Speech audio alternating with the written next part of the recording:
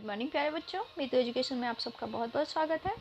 बेटा, शिक्षा निर्देशालय राष्ट्रीय राजधानी क्षेत्र दिल्ली के तरफ से जो वर्कशीट आई है आज आपकी, वो वर्कशीट है आपकी सामाजिक विज्ञान की। ये है इतिहास का दूसरा पाठ। ये कार्यपत्रक 13 है और तिथि जो है ये 9 नवंबर है। कक्षा 8 विद्यार्थी आप लोग यहाँ नाम लिखें और यहाँ कक्षा अध्यापक का नाम लिखें। ठीक है बेटा, तो अब हम अपनी वर्कशीट करना स्टार्ट करते हैं। आज का जो मेन टॉपिक है वो है कंपनी का फैलता शासन। ठीक है, किस तरह से कंपनी ने अपना शासन फैलाया। आरंभिक काल बक्सर की लड़ाई 1764 के बाद कंपनी ने भारतीय रियासतों में कंपनी के राजनीतिक एवं व्यावसायिक प्रतिनिधि जिन्हें रेजिड कहा जाता है, क्या कहा जाता है बेटा, रेजिड कहा जाता था, उन्हें तैनात कर दिए। किस तरह के किए, तो एक राजनीतिक किया और दूसरा व्यवसायिक किया। उनका काम कंपनी के हितों की रक्षा करना और उन्हें आगे बढ़ाना था। मतलब ये दो जो प्रतिनिधि चुने गए थे कंपनी के द्वारा, एक राजनीतिक और व्यवसायिक, उनका काम था एक तो वो कंपनी के हित के लिए काम करे, ऐसा काम करे जिससे कंपनी को मुनाफा हो, और दूसरा उसको किस तरह से आगे बढ़ाया जा सके। ठीक है, रेजिडेंट के माध्यम से कंपनी के अधिकार भारतीय राज्यों के भीतरी मामलों में भी दखल देने लगे थे। ठीक है, ये जो प्रतिनिधि थे राजनीतिक और व्यवसायिक, वो भारत के अंदरूनी मामलों में भी दखल अंदाजी देने लगे थे। जैसे अगला राजा कौन होगा, किसको किस पद पर बिठाया जाए, ये चीज़ें भी कंपनी के अफसर ही तय करना चाहते थे। ठीक है बेटा, आगे देखिए हम। कई बार कंपनी ने रियासतों पर सहायक संधि भी थोपी।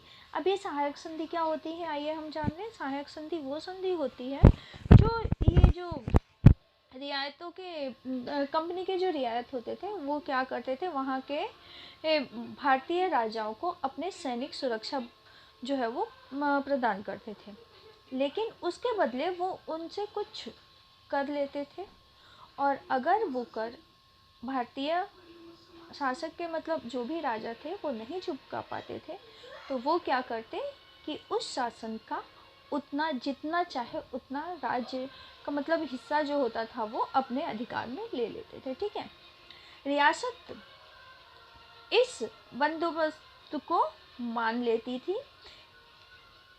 उन्हें अपनी स्वतंत्र सेनाएं रखने का अधिकार नहीं रहता था। ठीक है, जो भी रियासत की सहायक संधि को मान लेती थी, उनको अपनी स्वतंत्र सेना रखने का अधिकार नहीं होता था। उस कंपनी की तरफ से उससे मतलब कंपनी की तरफ से सुरक्षा मिलती थी, और इस सहायक सेना के रख रखाव के लिए भारतीय शासक कंपनी को रकम देते थे। अगर भारतीय शासक रकम अदा करने में चूक जाते थे, देखो हम लोग यहाँ पे कि अगर वो रकम अदा करने में चूक जाते थे तो जुर्माने के तौर पर उनका इलाका कंपनी अपने कब्जे में ले लेती थी। उदाहरण के लिए रिचर्ड वेलेजी गवर्नर था।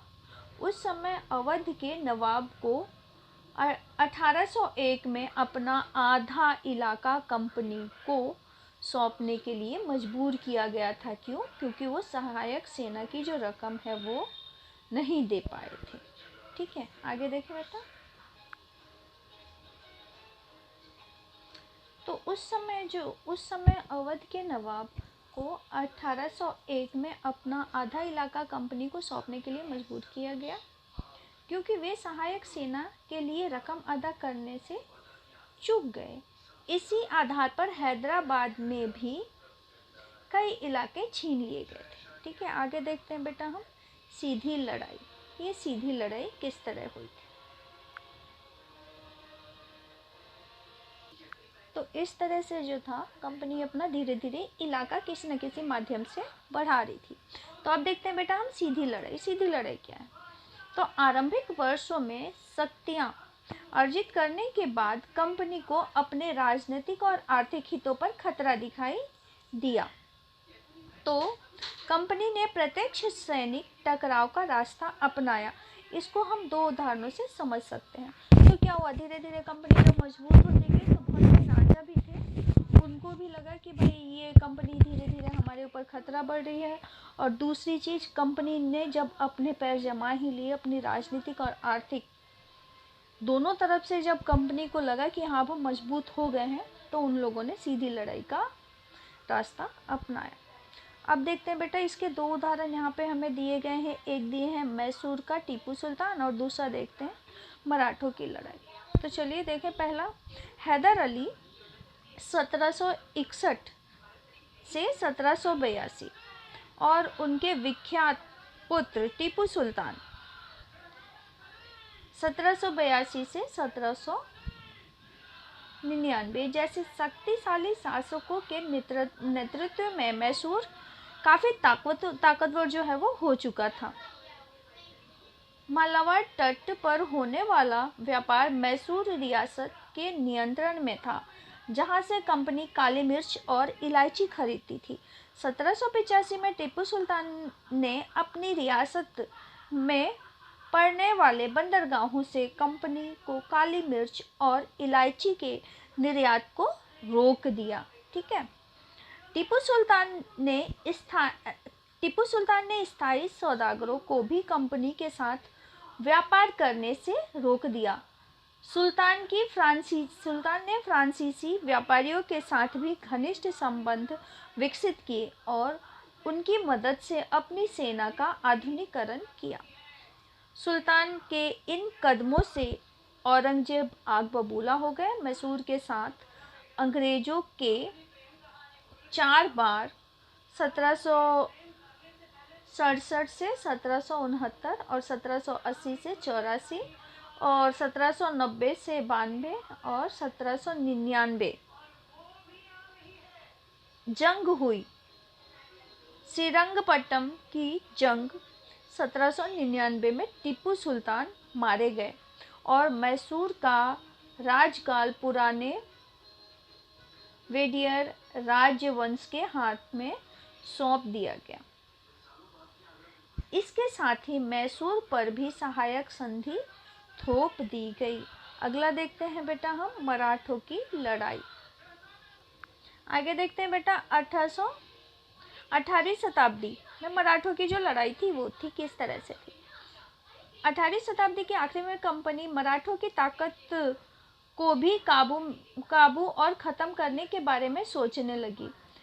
1761 पानीपत की तीसरी लड़ाई में हारने के बाद दिल्ली से देश का शासन चलाने का मराठों का सपना चूर-चूर हो गया।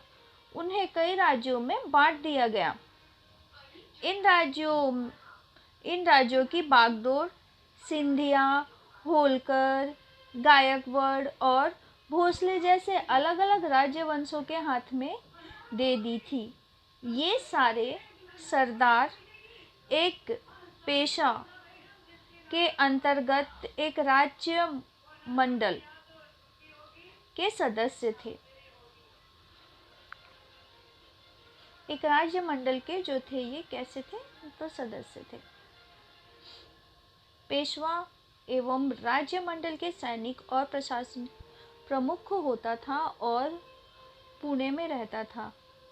महादजी सिंधिया और नाना फडणवीस 2 प्रसिद्ध मराठा योद्धा और राजनीतिज्ञ थे।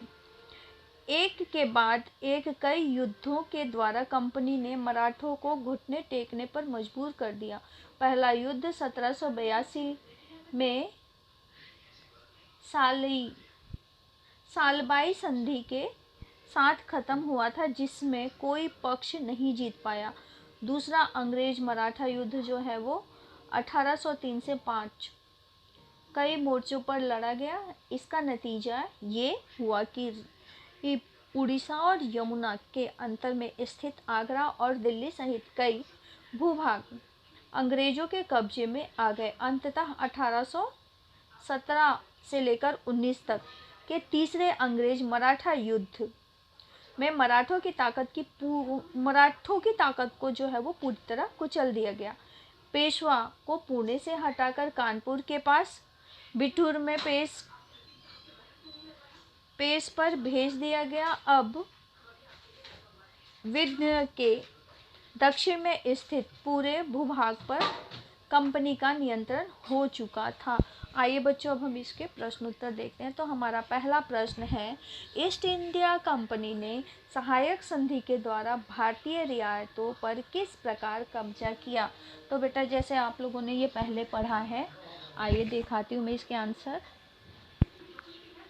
बेटा ये है आपका प्रश्न नंबर 1, ठीक है, ये दो नहीं बल्कि प्रश्न नंबर आपका 1 है, जिसका आंसर देखिए। मैंने आपको पहले बताया, सहायक संधि के द्वारा कंपनी भारतीय रियायतों को सैनिक सहायता प्रदान करती थी, परंतु इसके बदले में रियायत को सेना के रखरखाव के लिए रकम देनी पड़ती थी।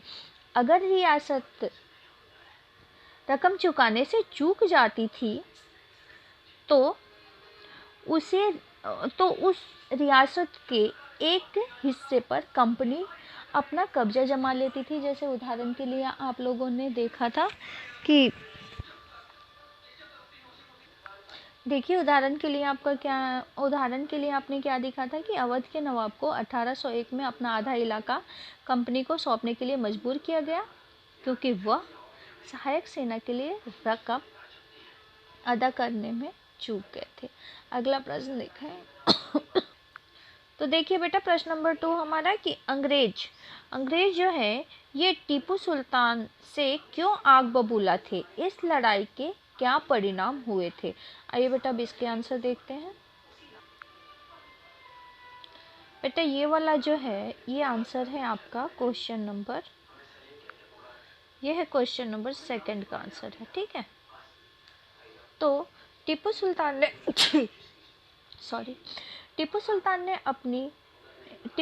ने अपनी रियासत की बंदरगाहों से अंग्रेजों के व्यापार को रोक दिया, ठीक है, नंबर 1। दूसरा जो है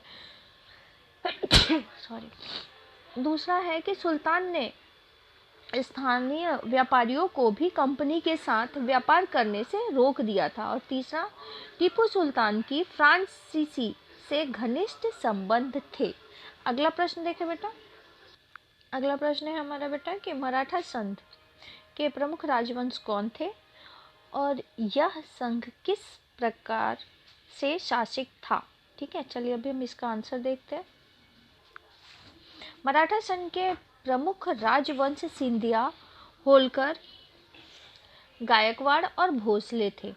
ये सारे राजवंश पेशवा के अधीन एक राज्य मंडल के सदस्य थे। पेशवा इस राज्य मंडल का सैनिक और प्रशासकीय प्रमुख होता था। ठीक है, अगला प्रश्न बेटा आगे देखते हैं।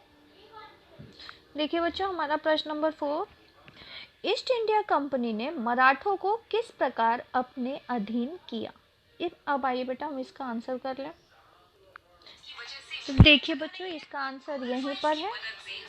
पहला कि मराठों ने क्या किया था, मराठों ने किस प्रकार से ये युद्ध करके, ईस्ट इंडिया कंपनी ने मराठों से किस प्रकार से युद्ध करके अपने अधीन बना लिया था। तो ये आप 3 तरह के युद्ध लिख सकते हैं। आप पहला 1782, दूसरा जो है वो 1803 से 5 तक और तीसरा जो है वो 1817 से 19 तक। आप इसको पूरा लिख सकते हैं। आप इतना भाग बेटा पूरा लिख लें कि ये पहला युद्ध किस तरह से यहाँ से, और ये मैं अंडरलाइन कर दे रही हूँ, ये आपके चौथे प्रश्न का उत्तर होगा। ठीक है, पूरी तरह ताकत से कुचल दिया था। ठीक है बेटा, इसी के साथ ही आपकी ये वर्कशीट जो है वो समाप्त होती है। और आगे वर्कशीट के लिए प्लीज़ बने रहें। चैनल को लाइक और सब्सक्राइब करना ना भूलें।